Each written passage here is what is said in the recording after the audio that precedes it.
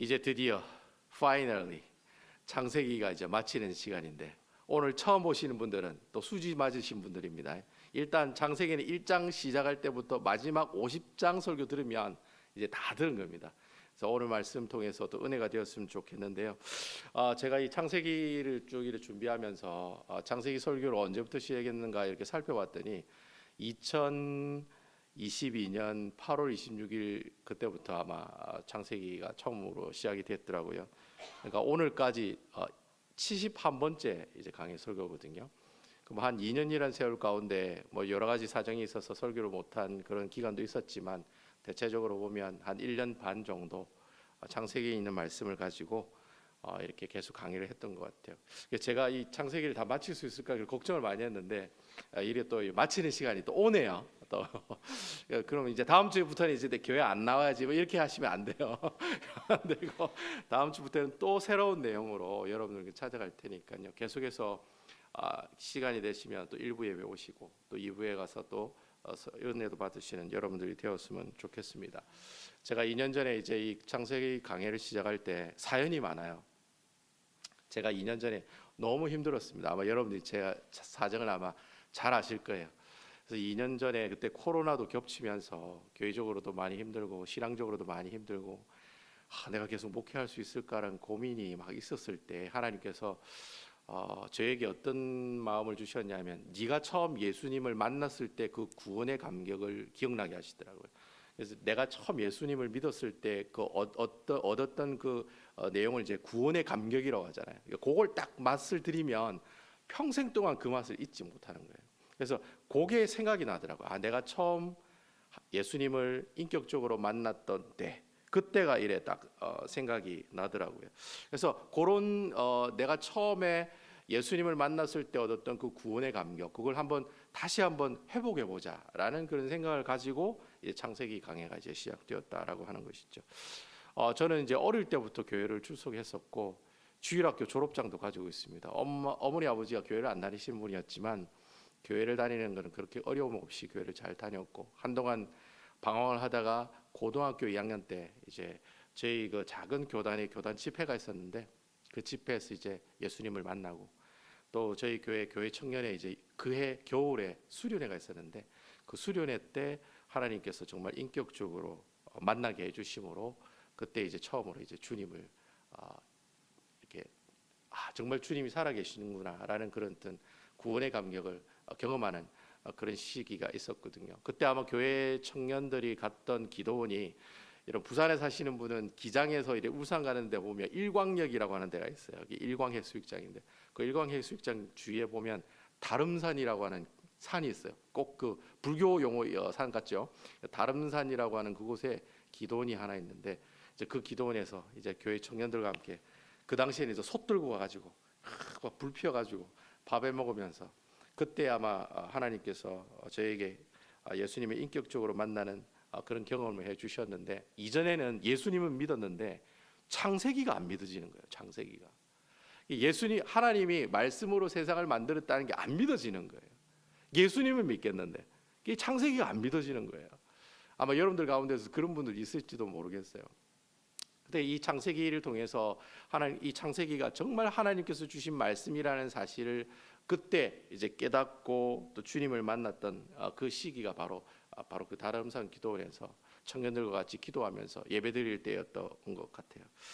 제가 그 당시에 이제 대학교 다니는 학생이었기 때문에 아주 창조론보다는 진화론이 더, 그리고 빅뱅 이론이 더 과학적인 그런 사실이 더 가슴에 와닿았기 때문에 창세기에 나오는 말씀이 도저히 믿어지지 않는 거예요. 그래도 모세가 막 홍해바다 갈라졌다는 거, 그것도 안 믿어지고 그냥 안 믿어져. 근데 어느 순간에 하나님께서 그것이 진짜 하나님께서 하신 일이고, 또 하나님께서 말씀으로 이 세상을 창조하셨다는 그 사실이 진짜 믿어지더라고요. 아무도 아멘 안 하시는 자기 일 아니라고. 저는 그게 너무 충격적이었어요. 그게 믿어지더라고요. 순간적으로. 맞아, 정말 주님이 이 세상을 말씀으로 창조하셨다는 게 진짜 믿어지더라고요. 그게. 그래서 그 순간에 이제 주님을 제가 인격적으로 만났던 것이죠. 바로 그때 만났던 그 예수님을 다시 만나기를 원하는 마음을 가지고 시작했던 설교가 바로 이 창세기 강해의 시작이었다라는 겁니다. 아마 여러분들 가운데서 오늘 이 시간에 앉아 있는 분들 중에서도 아직까지도 내가 예수 믿는다는 게 왠지 좀 아리까리하고 애흐모호하고 또 뭐 이렇게 도저히 아리송한 그런 모습들이 있을 거예요. 내가 예수를 믿으면서 이건 좀 믿기가 좀 그렇다는 그런 내용이 있을 건데, 오늘 이 시간에 그런 의심이 확신으로 바뀌어가는 그런 귀한 시간이 있으시기를 주님의 이름으로 축원드리겠습니다. 제가 그렇게 이제 창세기 강의를 시작하는데, 솔직히 창세기 강의를 시작하면서 물론 은혜를 받은 내용도 많았지만 그다지 그렇게 가슴에 와닿는, 제 심장을 이렇게 막 찢어 쪼개는 듯한 그런 은혜는 별로 없었던 것 같아요. 근데 창세기 강의를 하면서 은혜가 다가온 그 순간이 있었는데, 그때가 언제냐면 창세기 28장 설교할 때부터였습니다. 근데 창세기 28장이 누구에 관한 이야기가 나옵니까? 야곱에 관한 이야기가 나와요. 야곱이 베델에서 하나님 만나는 장면이 나오거든요. 막 도망갈 때, 라반의 삼촌 집으로 도망갈 때, 그때 베델에서 노숙하면서 야곱이 베델에서 하나님을 만나는 그 장면. 근데 마침 그 설교를 제가 언제부터 시작했냐면 이 남부교회 와서부터 그 설교를 했다라는 거죠. 별로 감동이 없으시죠? 저는 굉장히 감동이 많았어요. 그래서 남부교회 때 제가 처음 설교한 내용이 창세기 28장에 나오는 베델에서 야곱이 하나님을 만나는 그런 설교였어요. 그때부터 많은 하나님의 은혜가 저에게 임하시게 되었다는 거죠. 그때부터 이 야곱이 꼭 문용주 목사처럼 보이는 거예요. 그 야곱이라는 인물이 꼭 저처럼 보이는 거예요. 그래서 너무 그 야곱의 말씀을 묵상하면서 은혜가 되더라는 거예요. 야곱이 처한 상황이 내 상황인 것 같고, 야곱이 또 하나님께 불순종한 모습이 내가 불순종한 모습인 것 같고, 또 야곱이 하나님께 막 이렇게 살려달라고 나가는 그 모습이 꼭 내 모습인 것 같고, 그래서 아마 이렇게 야곱이 저의 모습과 이렇게 서로 이렇게 잘 이렇게 매치가 되다 보니 아마 말씀을 준비하면서 더 큰 은혜가 있었지 않은가, 그렇게 생각을 하고 있고, 지금도 창세기 야곱에 관한 설교의 내용은 정말 아직까지도 저에게 은혜가 되는 그런 말씀이다라고 여러분들께 말씀드릴 수 있을 것 같아요. 제가 그래서 오늘 이 마지막 창세기 50장 말씀을 준비하면서 그냥 50장에 있는 말씀을 그냥 그대로 그냥 설교를 할까 이렇게 고민을 하다가, 그래도 마지막인데 오늘 처음 나오신 분도 있을 수도 있는데, 오늘 이 창세기 말씀을 전체의 내용이 어떤 내용인지, 그러니까 창세기 전체적인 주제가 어떤 주제인지, 그리고 그 창세기 전체적인 주제 가운데 오늘 우리가 읽은 창세기 50장이랑 어떤 연관이 있는지, 또 어떻게 연결이 되는지, 그리고 이 창세기 50장 말씀, 이 마지막 말씀을 통해서 하나님께서 우리에게 주시는 영적인 교훈이 뭔지 이렇게 쭉 이렇게 연결해 가면서 여러분들과 함께 은혜를 나누는 그런 시간을 갖도록 하겠습니다. 여러분들도 잘 알다시피 구약 성경 말씀은 총 39권으로 되어 있죠. 그래서 여러분, 우리가 성경은 66권인데 39, 27 이렇게 외우면 쉽다고 그랬죠. 그래서 39권, 29권 더하면 66권입니다. 성경을 한 권이 아니라 66권이라고 하는 책이 하나로 모아진 책이 바로 성경 말씀이라고 하는 겁니다. 그 중에서 구약 성경의 창세기, 출애굽기, 레위기, 민수기, 신명기 이 5권을 모세오경이라고 얘기합니다. 그래서 모세가 지은 책이다라는 거죠. 그래서 이 5권의 책을 이 모세가 지었는데, 사실 여러분 신학을 공부하시는 분들 좀 아시겠지만 이 모세가 지은 이 5가지 책을 모세가 짓지 않았다라고 이야기하는 분들도 많으세요. 그래서 특히 신학교에 다니신 분들 중에 좀 리버럴한 그런 신학을 가지고 계시는 뭐 감리교 쪽이라든지 아니면 통합 측이라든지 이런 쪽에는, 뭐 기장 측 이런 쪽에는 모세가 이 모세오경을 지었다라고 얘기는 하지 않습니다. 그렇지만 저희들처럼 이렇게 보수적인 장로교 교단에서는 대부분이 이 모세오경은 바로 누가 지었다? 모세라고 하는 사람이 기록했다라고 이야기를 하고 있습니다. 근데 여러분, 이 유대인들이, 이제 모세가 유대인이죠. 이 유대인들이 기록한 이 문헌들을 살펴보면 몇 가지 특징들이 있어요. 그 가장 큰 특징이 뭐냐면, 유대인들이 기록한 대부분의 책들의 중심 주제가 다 어디에 있느냐면 가운데 있습니다. 여러분, 이걸 잘 알아놓으시면 성경 읽으실 때 도움이 돼요. 그래서 여러분들 구약 성경 보시다가 이 내용이 도대체 무슨 내용인지 모르겠다, 그러면 어디를 봐라? 가운데를 보면 돼요. 가운데 내용을 보면 그 구약 무엇을 이야기하는가에 대한 내용이 중심 주제가 가운데 있기 때문에, 여러분 읽다가 좀 이 내용 잘 모르겠다 생각되면 항상 가운데로 가시면 그 내용의 중심 주제가 나와 있다라고 하는 것이죠. 그래서 여러분 창세기, 출애굽기, 레위기, 민수기, 신명기 요거 5권이네요. 이 5권 중에 가운데가 제가 손가락으로 얘기가 좀 그런데 이 가운데가 무슨 책입니까, 여러분? 이 5권 책의 가운데가 있는 책이 무슨 책입니까? 레위기죠. 그래서 여러분 보통 신학자들이 이 5권 책 중에 제일 먼저 기록이 되고 제일 중요한 책이 레위기라고 주장하는 사람들이 많아요. 저도 그렇게 믿어요. 저는 모세오경 중에 제일 중요한 책이 레위기라고 생각해요. 왜냐하면 이 레위기에 나오는 내용은 오제사 7절기고 하나님의 율법과 십계명과 온갖 율례들이 나와 있는, 여러분들이 보시면 잠오시는 그런 내용이 레위기 말씀이거든요. 근데 여러분 이 레위기의 중심 주제가 누구냐? 바로 예수 그리스도입니다. 그러니까 여러분 이 레위기가 기록되고 난 다음에 창세기, 출애굽기, 민수기, 신명기 이렇게 기록이 되거든요. 그 말이 무슨 말이냐면 모세오경에 나오는 모든 이 말씀의 중심 주제는 누구라는 겁니까? 예수 그리스도라는 거예요.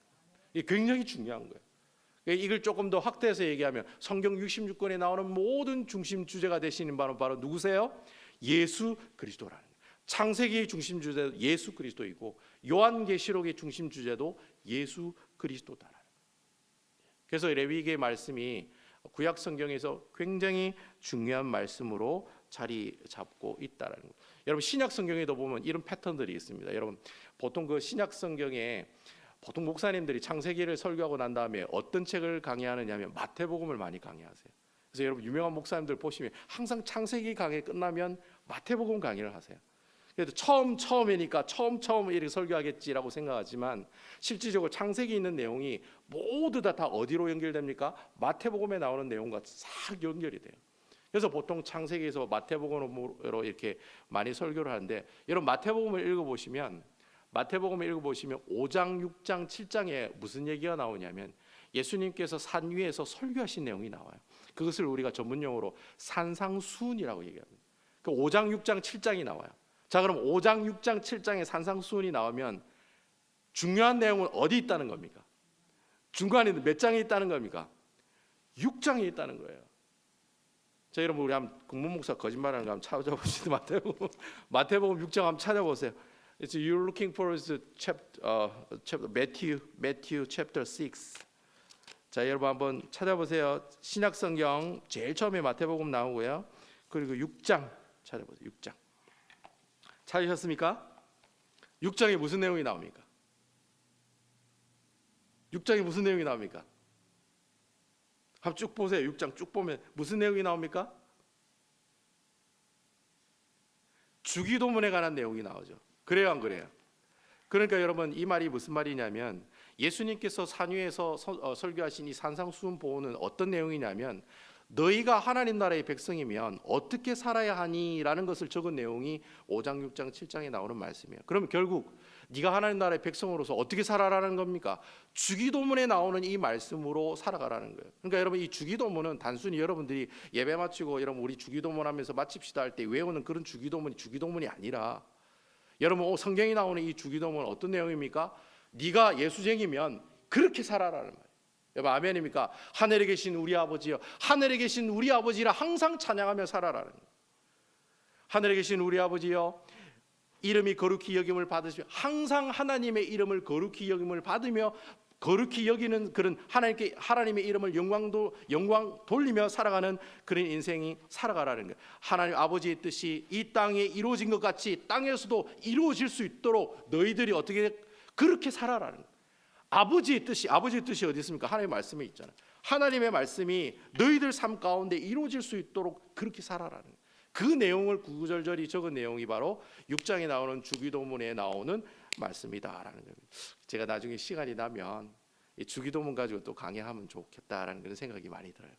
그래서 여러분 5장, 6장, 7장의 가장 중심적인 내용이 담겨 있는 장이 몇 장이다? 가운데 있는 6장 말씀이다라는 겁니다. 마찬가지로 여러분 오늘 우리가 보고 있는 이 50장의 내용도 전체적으로 몇 부분으로 나눌 수 있냐면 세 부분으로 나눌 수 있어요. 첫 번째는 1절부터 14절까지 그 누구에 관한 얘기가 나옵니까? 야곱이 죽는 얘기가 나와요. 1절부터 14절까지. 그리고 15절부터 22절까지는 누구 얘기가 나옵니까? 이제 요셉이 형들을 위로하는 내용이 나와요. 이제 아버지가 죽었으니까 형들이 불안해하는 거야. 이제 요셉이 옛날에 앙심을 품고 우리를 해할 수 있을 것 같다. 그러니까 이 요셉이 뭐라고 얘기하면, 형이요, 나는 이미 오래전부터 다 용서했고 아버지도 우리 형들을 다 어떻게 해요? 용서하라고 부탁하고 떠나가셨다고. 그러니까 나는 절대로 당신들을 해하지 않을 테니까 걱정하지 말라고. 그 얘기가 중간에 15절부터 21절까지 나온다는 거예요. 그리고 마지막 세 번째가 22절부터 26절까지가 무슨 내용이 나옵니까? 이 요셉이 죽는 이야기가 나온다는 거예요. 그러니까 여러분 50장에 나오는 전체적인 흐름이 그런 거예요. 야곱이 죽고 요셉이 위로하고 그리고 요셉이 죽는 두 죽음 사이에 있는 그 내용. 그러니까 여러분 이 세 파트 중에 가장 중요한 내용이 어디 있을까요? 어디 있을까요? 바로 중간 내용이 이렇게 요셉이 형들을 위로하는 그 내용 가운데 바로 이 50장의 전체적인 중심 주제가 나오고 있다라는 거예요. 그러니까 50장의 가장 중요한 내용은 제가 금방 말씀드린 것처럼 15절부터 21절에 나오는 내용이 이 50장의 가장 중심 주제가 되는 내용이 나오는 파트다라고 하는 겁니다. 제가 이 얘기를 이제 나중에 이제 여러분들하고 같이 한번 나눠볼 건데요. 일단 여러분, 저는 개인적으로 성경을 가르칠 때 뭐가 제일 중요하다고 얘기하느냐면, 많은 분들이 그런 걸 잘 안 가르치세요. 성경을 가르칠 때 제가 항상 중요하게 생각하는 것은 이 성경 누가 지었느냐라는 거예요. 지금 이 모세가 우리가 보고 있는 이 창세기를 누가 지었냐라는 게 이게 굉장히 중요해요. 그리고 또 한 가지 중요한 것은 누가 이 책을 처음 읽었느냐라는 거예요. 이게 굉장히 중요해요. 누가 지었고 누가 처음 이 글을 읽느냐를 아는 것이 바로 어떤 거예요? 전체적인 책의 배경과 백그라운드를 알 수 있는 가장 좋은 방법이 뭐냐? 누가 이 책을 지었고 누가 이 책을 가장 먼저 보느냐? 이걸 알면은 창세기의 전체적인 내용이 어떤 내용인지를 깨닫게 된다는 거예요. 다른 책들도 마찬가지예요. 누가 이 책을 지었고 누가 이 책을 보느냐를 알면 대체적으로 그 책이 새드한 이야기인지 해피한 이야기인지를 알 수가 있다는 거예요. 그래서 저는 오늘 우리가 읽고 있는 이 창세기는 제가 처음에 얘기했던 것처럼 누가 지었다고 했습니까? 모세라고 하는 사람이 처음에 이 책을 기록했고, 그럼 이 창세기를 읽는 사람이 누굽니까? 누가 이 창세기를 처음에 읽었습니까? 바로 출애굽한 이스라엘 백성들이 광야에서 40년 동안 광야 생활하고 있을 때 바로 그때 읽으라고 준 책이 바로 이 창세기라고 하는 책이었다라는 거예요.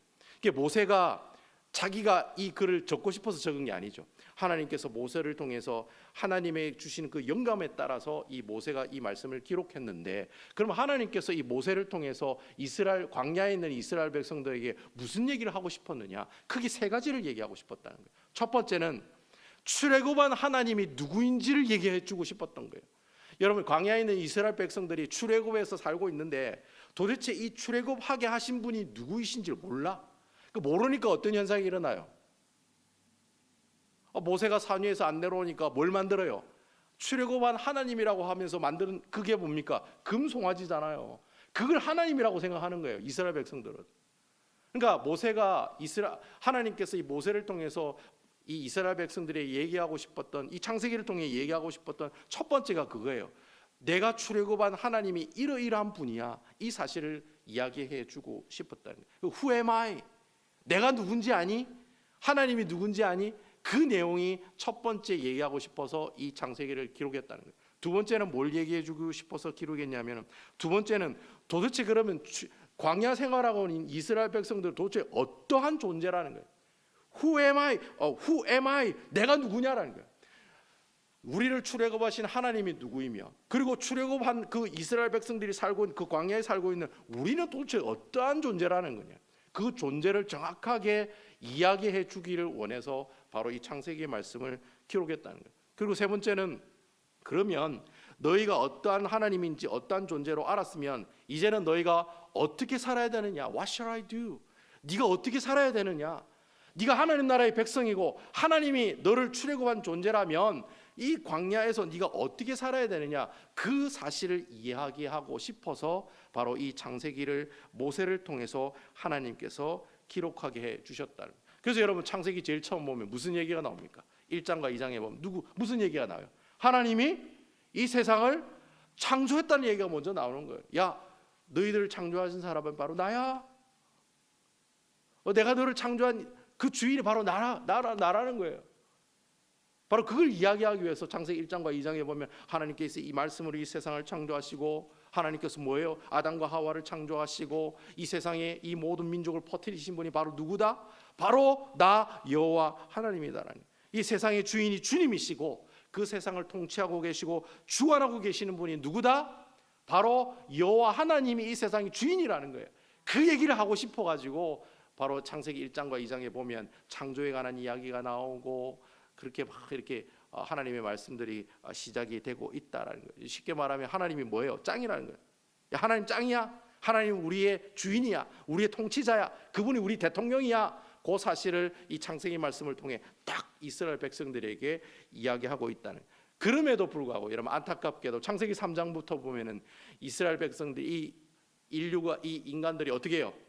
하나님께 순종하는 삶을 살아가야 되는데 그러지 못하고 하나님 앞에 불순종함으로 타락하는 삶을 살아가게 되더라는 거예요. 그러니까 하나님은 이런 뜻으로 이렇게 만들었는데 인간은 그 뜻에 배반하여 어떻게 해요? 자기 뜻대로, 자기 생각대로, 자기 주장대로, 자기 식대로, 자기 법대로 하나님 뜻 다 버려두고 자기 마음대로 독약천천하며 살아가는 사람들이 바로 타락한 인간들의 모습들이었다라는 거예요. 그러면 하나님께서는 내가 나를 위해 살아라고 저래 만들었는데 지 마음대로 살아가니까 그래 니 그래 살아다 죽어라. 에이 실패다. 내가 그냥 다 죽여야 되겠다. 그런 이런 마음을 가지시는 분이 바로 우리 하나님이시였느냐? 그렇지 않다는 거예요. 그럼에도 불구하고 그 타락하고 하나님과 멀어지고 하나님 관계가 깨진 그 사람들을 어떻게 하시기 위해서? 구원하시고 회복하시기를 원하신다는 거예요. 아멘입니까?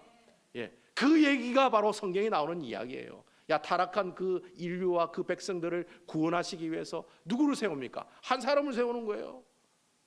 한 사람을 세우는 거예요. 누구를 세워요? 그래서 창세기 12장에 보면 아브라함을 세우고 이삭을 세우고 야곱을 세우고 요셉을 세우고 그 한 사람을 세우고 나중에는 누가 와요? 한 사람 대신 누가 와요? 예? 문 목사가 질문한 모든 질문의 90%는 다 누구예요? 예수 그리스도라는 거예요. 결국에는 보내다가 나중에는 누가 오는 거예요? 예수 그리스도 한 사람, 그분이 오시는 거라. 왜? 우리를 구원하시고 우리를 하나님 백성 삼아주시기 위해서 그 몇천 년 동안 기억하시고 직접 하나님께서 사람의 몸을 입고 이 땅에 예수 그리스도로 오시는 이야기, 그 이야기가 바로 어떤 이야기예요? 성경에 나오는 성경 이야기다라고 하는 거예요. 자, 그러면 우리가 창세기에 나오는 이 하나님은 도대체 어떤 하나님으로 나오느냐? 물론 창세기에 나오는 하나님은 창조의 하나님으로 나와요. 모든 시작이 나부터 시작되었다라는 그 이야기가 나와요. 그렇지만 여러분 창세기 전체적인 얘기를 쭉 읽어보시면 어떤 하나님의 모습이 우리 가슴에 와닿느냐면 사람과 맺은 그 언약을 끝까지 지켜가시는, 그러니까 하나님께서 수많은 사람들과 언약을 맺으세요. 노아도 언약 맺고 노아와도 언약을 맺고 아브라함과도 언약 맺고 이삭과 야곱과 요셉과 그리고 심지어는 모세와도 언약을 맺잖아요. 약속을 하는 거예요. 무슨 약속을 하는 거예요? 내가 절대 너를 버리지 않겠다. 여러분 아멘입니까? 내가 끝까지 너와 함께 하겠다. 아멘입니까? 그 얘기를 누가 하셨습니까? 나중에 예수님께서 하시는 거예요. 내가 세상 끝날까지 너희와 항상 어떻게 하겠다? 함께 하겠다. 그 얘기 하시면서 주님이 부활 승천하셨다. 그 이야기가 창세기부터 나오는 거예요. 내가 너와 함께 해줄게. 내가 너와 동행해 줄게. 그러니까 여러분 창세기 전반적으로 나는 그 하나님은 어떤 하나님이시냐? 신실하신 하나님이시라는 거예요. 여러분 아멘입니까? 신실하다는 말이 무슨 말이에요? 약속을 한번 하면 끝까지 지키시는 분이라는 거예요. 내가 너와 함께 해주겠다고 약속하셨으니 야곱이 그렇게 살아도, 야곱이 그 야곱스러움을 가지고 지 맘대로 살아도 하나님께서 끝까지 야곱과 어떻게 하시더라? 동행하시더라는 거예요. 아브라함이 나중에 뭐 우리 마누라가 뭐 이렇게 하고 뭐 하여튼 하나님 온전히 신뢰하지 못하고 지 맘대로 애굽으로 뭐 지 맘대로 가나안 땅에 가뭄이 오니까 애굽으로 막 가고 그러다가 하나님께 또 얻어 터지고 그렇게 부족하고 나약한 그런 모습들이 아브라함에게도 있고 이삭에게도 있고 야곱에게도 있었지만 우리 하나님께서는 한 번 약속하셨기 때문에 아브라함에게도 약속하시고 이삭에게도 약속하시고 야곱에게도 약속하셨기 때문에 그 약속 지키시기 위해서 어떻게 해요? 계속해서 그 사람들을 터치하시는 거예요. 아브라함을 터치하고 이삭을 터치하고 야곱이 이래 살면 또 터치하고 야 아니다 그러면 안 된다 잡아 당기고 바지가락 잡아 당기고 야 니 그래 살면 안 된다 다시 당기고 그러한 모습들을 보여주시는 그 하나님을 우리는 어떤 하나님이라 얘기하느냐? 신실하신 하나님이다 라고 이야기한다라는 거예요. 여러분, 우리가 계속해서 아브라함도 보고 이삭도 보고 야곱도 봤지만 항상 어떻게 해요? 항상 어떻게 해요? 하나님께서 기뻐하시는 모습으로 살아가는 모습이 나타나요? 안 나타나요? 안 나타나요. 하지만 신실하신 그 하나님께서 자신이 세우신 그 계획대로, 여러분 아멘이시죠? 그러니까 야곱이 지 마음대로 살든지 말든지 간에 하나님께서는 야곱이 자기 마음대로 사는 그 모습조차도 터치하시고 조종하시고 컨트롤하시면서 그 야곱을 어디로 인도하십니까? 하나님의 계획하심과 인도하심 가운데로 인도하시더라. 예. 바로 그것이 창세기에 나오는 전체적인 주제 말씀이에요. 내가 어떠한 모습으로 살더라도, 내가 이 세상에 어떠한 모습으로 살더라도 우리 하나님께서는 나를 사랑하시고 터치하시고 간섭하시고 붙잡아 주신다는, 그 하나님이 신실하신 하나님입니다. 이게 바로 창세기에 나오는 전체적인 주제 말씀이에요. 내가 어떻게 살더라도 우리 하나님께서는 나와 끝까지 동행해 주시더라. 이게 창세기에 나오는 전체적인 주제의 말씀들이다라고 하는 겁니다. 그러면 그 창세기에 나오는 그 신실하신 하나님의 그 놀라운 모습들이 과연 우리가 읽은 이 창세기 50장에는 어떻게 연결해서 우리에게 전달되고 있는지, 바로 그 내용이 바로 20절에 보면 나와요. 제가 아까 중간에 있는 내용이, 창세기 50장의 중간에 있는 내용이 중심 주제라고 얘기했죠. 그 중간에 20절에 보면 바로 이 내용이 나온다는 겁니다. 자, 우리 다 같이 20절에 있는 말씀, 50장 20절에 있는 말씀 다 같이 한번 읽어보겠습니다. 시작.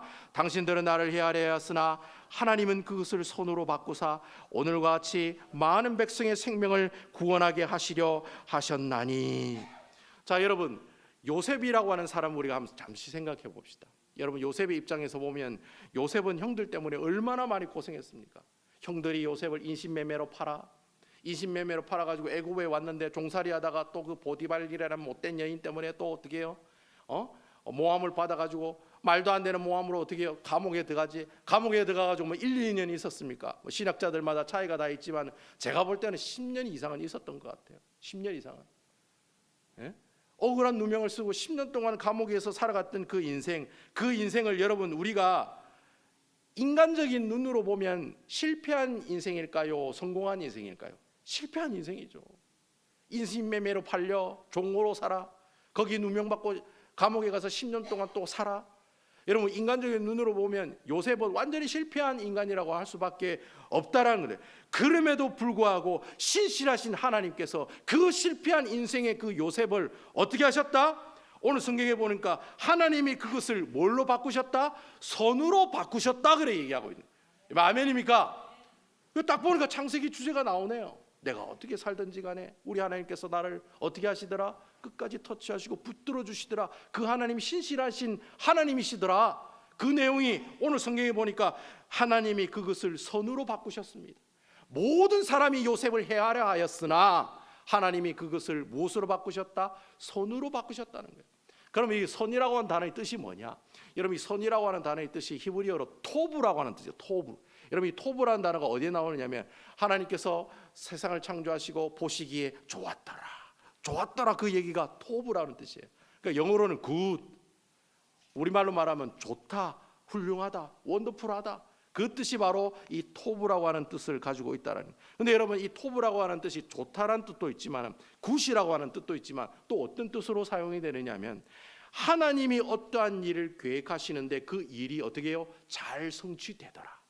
하나님께서 의도하신 대로 그 일이 이루어지더라. 그렇잖아요. 하나님께서 말씀하시고 세상이 만들어지고 창조되니 하나님 보시기 좋았더라. 이 좋았더라는 말을 또 다른 말로 표현하면 하나님이 계획하신 대로 그 일들이 그대로 되더라. 하나님께서 의도하신 대로 그대로 만들어지더라. 그런 뜻으로도 이 토브라고 하는 단어가 해석이 될 수 있다. 그러면 이 해석을 가지고 오늘 말씀을 다시 한번 우리가 해석하면 그렇게 해석할 수 있다는 거예요. 비록 주위 사람들이 요셉을 방해하고 힘들게 했지만 하나님은 오히려 그 상황을 하나님의 계획하신 대로, 하나님의 의도하신 대로 바꾸셔서 그 결과를 어떻게 하셨다? 그 결과를 아주 원더풀하게 만드셨다는 거예요. 그 이야기가 바로 오늘 20절에 있는 말씀의 내용의 해석의 결과다라고 하는 겁니다.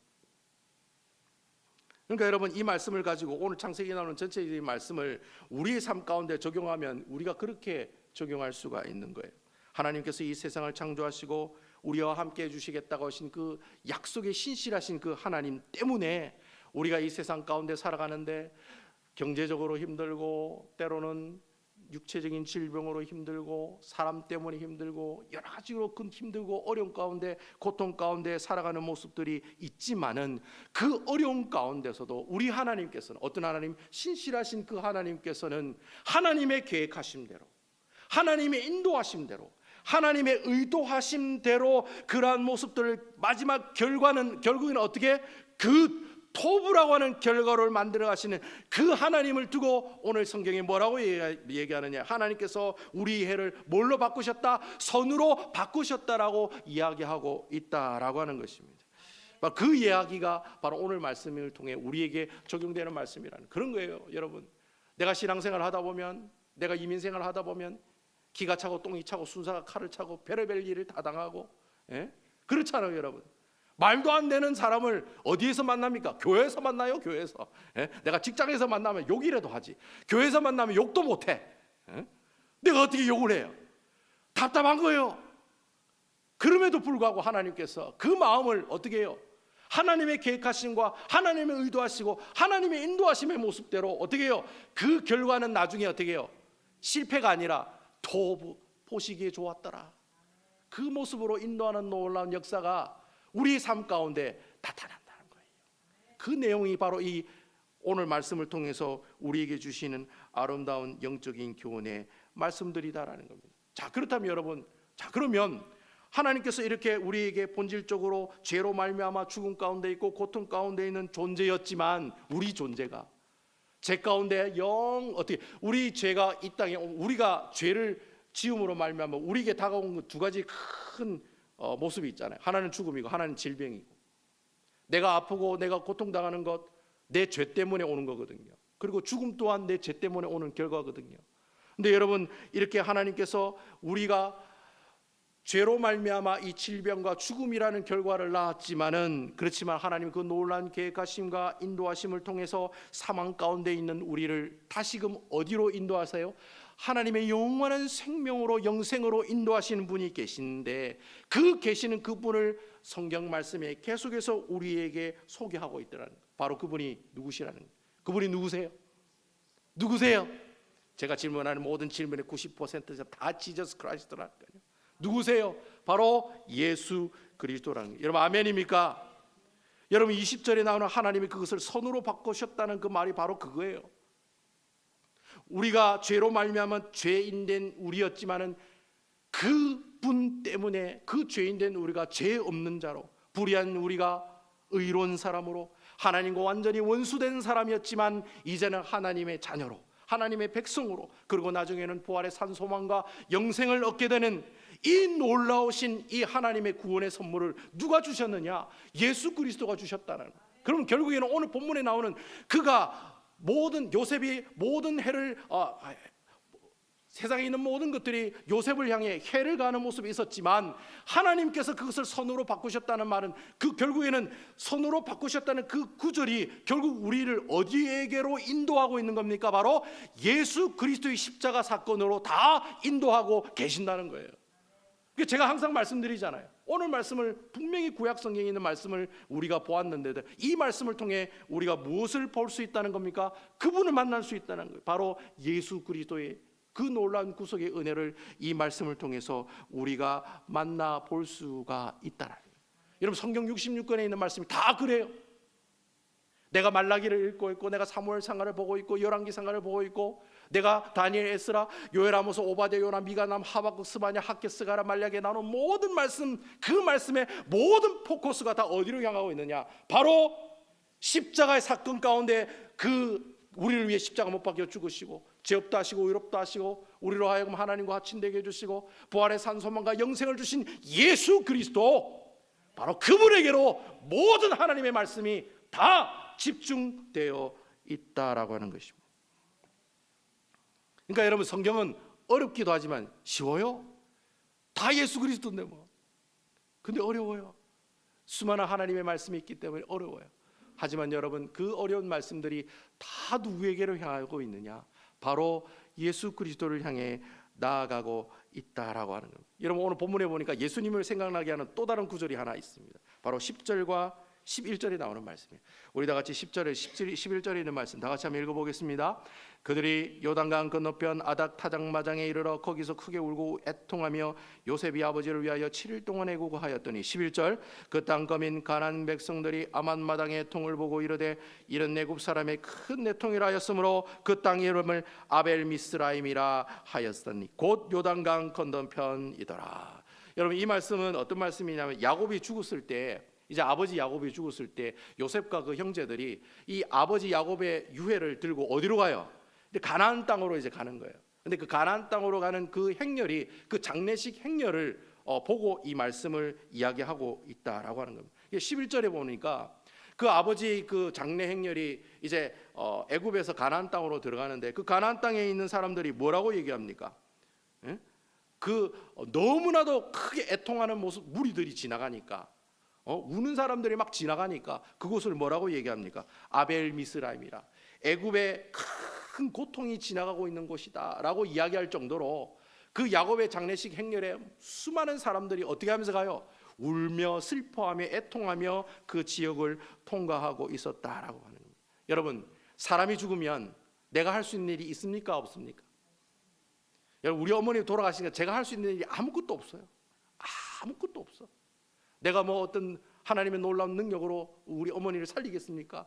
아니면 내가 뭐 돈을 투자해가 어떤 권세와 능력을 가지고 그분을 어떻게 할 수가 있겠습니까? 여러분 사람은 죽으면 아무것도 할 수가 없어요. 오직 할 수 있는 일 한 가지 있어요. 우는 것밖에 못하는 거예요. 우는 것밖에 못해요. 내가 사랑하는 사람이 죽으면 내가 할 수 있는 일은 울고 애통해야 하는 그 일밖에 못한다는 거예요. 여러분 이 말이 무슨 말이에요? 여러분 이게 인간의 한계예요. 이게 사람이 가지고 있는 한계예요. 사람은 죽으면 끝인 거예요. 사람은 죽으면 아무것도 할 수 없는 거예요. 사람은 죽으면 옆에서 우리가 할 수 있는 일은 오직 그 사람을 위해서 어떻게 해요? 우는 것밖에 못하는 게 그게 인간이 가지고 있는 리미티드라는 거예요. 그런데 여러분 성경에 보면 누군가가 그 울고 있는 그 사람들을 향해서 울지 말라고 이야기하신 분이 계세요. 바로 그분이 누구세요 여러분? 뭐 뻔하죠. 뭐 예수 그리스도죠. 네? 여러분 신약 성경에 보면 예수님께서 죽은 사람 살린 사건이 3번 나오거든요. 첫 번째는 나인성 가부의 아들 살린 사건이 있고 그 누가복음 7장에 보면 나와요. 그 누가복음 8장 바로 그 장에 보면 회당장 야이로의 딸 죽었는데 예수님이 살리세요. 그리고 또 여러분 유명한 사건이 하나 있죠. 요한복음 11장에 보면 죽은 지 나흘이 지난 나사로를 살리시는 예수님의 모습이 나와요. 예수님께서는 일생에 이 3번에 걸쳐서 죽은 사람을 살리시는 역사가 나타나는데 여러분 그 나인성 과부의 아들을 살리실 때와 해당장 야이로의 딸을 살리실 때 공통된 특징이 있어요. 사람들이 다 어떻게 하더라? 울고 있었다는 거예요. 다 울고 있었다는 거예요. 왜? 사람이 할 수 있는 이 우는 일밖에 없기 때문에. 근데 여러분 그 울고 있는 그 모습을 보시고 예수님이 지나가시다가 나인성 가부의 아들이 시신이 지나가고 있는 가운데 그 예수님께서 뭐라고 얘기하면 울지 마라, don't cry. 그리고 해당장 야이로의 딸에게도 뭐라고 얘기합니까? 그 주위에 있는 사람들에게 울지 마라. 그리고 나서 예수님께서 이 나인성 과부의 아들을 어떻게 하십니까? 살리시는 거예요. 해당장 야이로의 딸을 살리시는 거예요. 인간은 죽음 앞에 우는 일밖에 하지 못하시지만 여러분들이 믿고 계시는 그 예수 그리스도는 울고 있는 죽어 있는 그 사람을 살림으로 말미암아 어떻게 해요? 그들의 울음을 멈추게 하시는 분이 바로 누구이시냐? 바로 여러분들이 믿고 있는 예수 그리스도라는 거예요. 여러분 아멘입니까? 예. 그분이 주님이세요. 사람이 할 수 있는 일은 우는 일밖에 없지만 우리 예수님은 죽은 그 시신을 살리게 하시는 분이 바로 우리 주님이시다라는 거예요.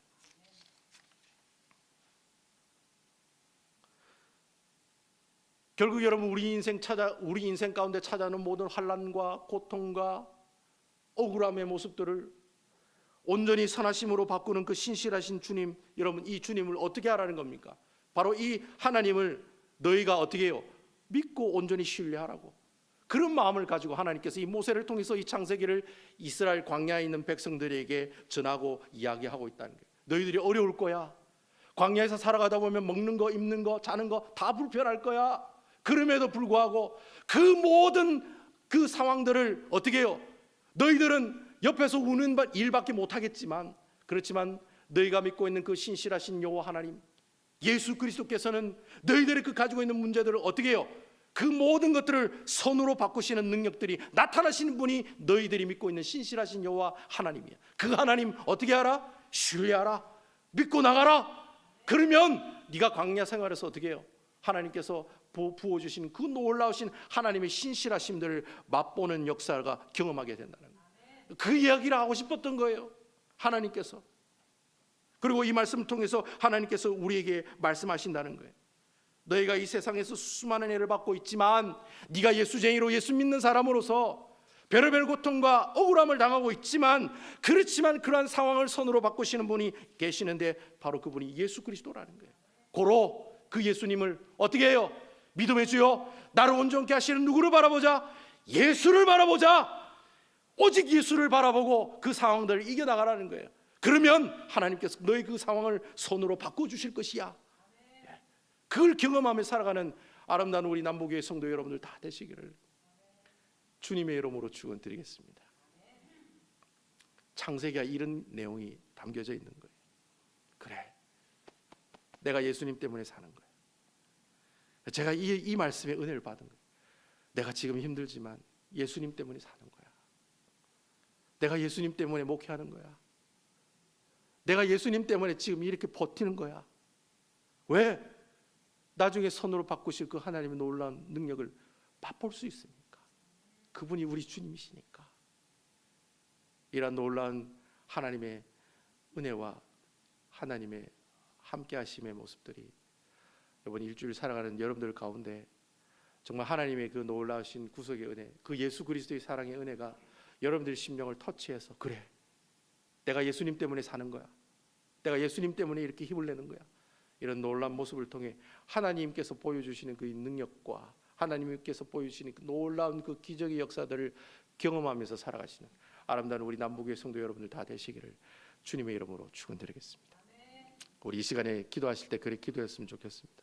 하나님, 그렇군요. 제가 예수님 때문에 삽니다. 제가 이런 문제 있고 저런 문제 있고 내 몸에 암덩어리가 있고 참 기가 막힙니다.